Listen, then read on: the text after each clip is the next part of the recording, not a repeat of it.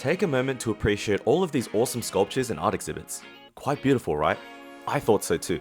That's why I booked a direct flight to Sapporo in Japan to experience the annual winter festival for myself. It's a week-long festival which is known for their amazingly detailed and gorgeous ice sculptures. Fortunately, when there's a festival, there's food, and this one is no exception. I'll say right now, Sapporo has been one of the most beautiful cities I've ever visited. There's nothing I can really compare it to. Standing at a tall 147 meters or 428 feet, you'll find the iconic Sapporo TV Tower, which serves as a real-life location pin to tell you where to find the festival food market. This is what I think a snow festival, food festival would have. Right at the entrance of the tower, you'll find many vendors selling everything from local specialties to fan-favorite street food items. That is so good. Stick around to the end of the video to see all the delicious foods I found at this festival. The first thing we tried was this simple curry soba noodles. So with my soba, you see there's a lot of curry sauce. That soba looks really good. Ooh, this feels weighty.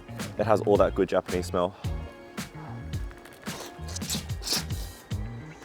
It's just a simple bowl of soba and curry noodles. The soup was a beef broth with the classic Japanese curry mixture to give it a pleasant taste, all while warming you up. It's not too strong. In a place like Hokkaido and it's really cold, this is exactly what you need. Got some of the beef, very tender. It's been stewing there for ages. I'll say the broth tasted a bit watered down since there wasn't a strong curry or beef flavor that stood out. Nevertheless, a warm welcome to this food adventure. Let's try go for round two. My goodness, it is freezing. Okay, all right, for the next dish, we got our takoyaki. Takoyaki is a batter ball, shallow fried in oil and filled with octopus and vegetables. It's usually topped with dried fish and sauced up with barbecue and mayonnaise. When we have takoyaki back in Australia, it's quite crispy on the outside, but I know that it might be more soft-shelled. It might have more, less crispiness on the outside. I mean, we're in Sapporo, maybe it's a different type of takoyaki. Let's give it a go. Oh, the one thing about takoyaki, I always burn my tongue. The strat is just to pop it open a bit from the top, let it air out a bit. That's right. All right, so the takoyaki, exactly what I thought. It's very soft on the outside. It's not crispy that much, but it does have that really tangy barbecue sauce flavor, a bit of mayonnaise. Inside, good pieces of takoyaki. I feel like just the standard of Japanese food here is quite high, so it doesn't matter really where you go. You're not really gonna go wrong. This one is a crowd favorite and definitely hit the spot. Very soft, very mushy, very easy to eat, very delicious. Hey, yo, Sapporo, you guys better chill with the cold out here. It is mad cold outside. I guess the benefit of having a place being so cold, it actually cools your food down to just that perfect temperature, so it doesn't burn your tongue. I'm battling the cold with Hokkaido right now. All right, I'm gonna finish the last two off, and we're gonna get some more food, because we're not done yet with the food. I am still a hungry boy. You'll find this dish quite easily when visiting Japan, so it will always be close by. If you're enjoying the video so far, make sure you give us a cheeky like and subscribe. It will really help at the channel, so thanks so much in advance. Now let's get back to the food. Okay. All right, round number three. Next up, I wanted some seafood, so I decided to grab some impressive looking scallops. Hokkaido is known for their seafood, so you know this had to be on the menu.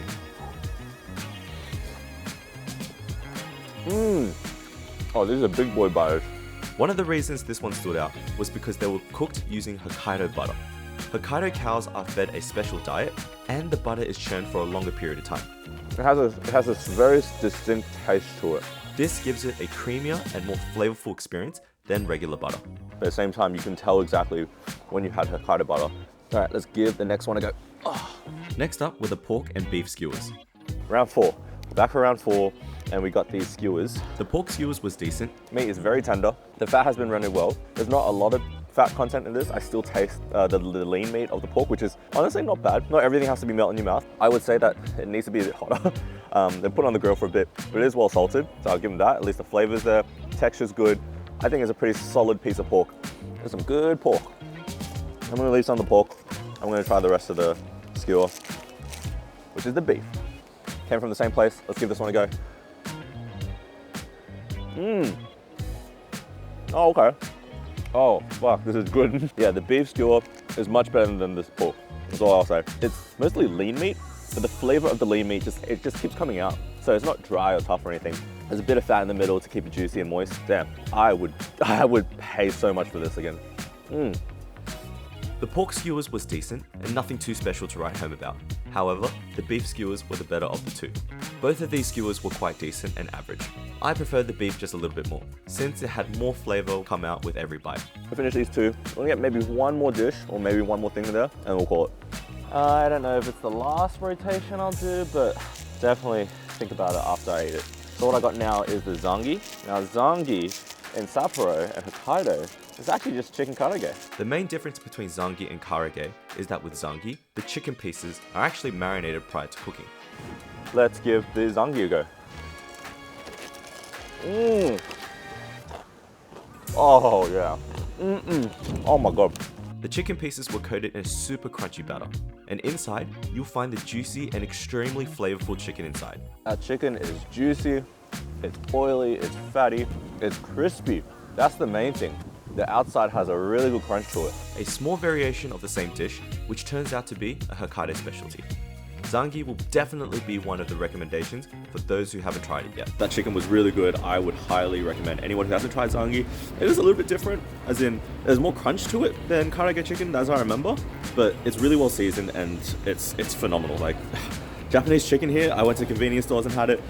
Unreal. The last and final item I bought was an Odori melon milk, which was served hot to wash down all the super satisfying food that I ate earlier. Heard from just quick research is their specialty, so let's try some melon milk.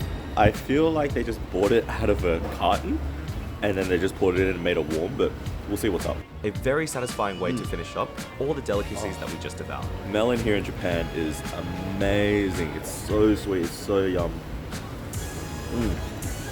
Actually, this melon milk, it'll warm you up every day. Alright, so here's the verdict.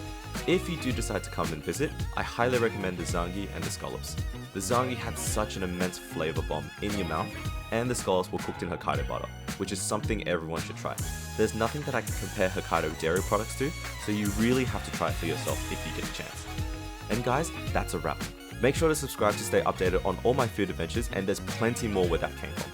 Thanks so much for watching in advance. I'll see you in the next video.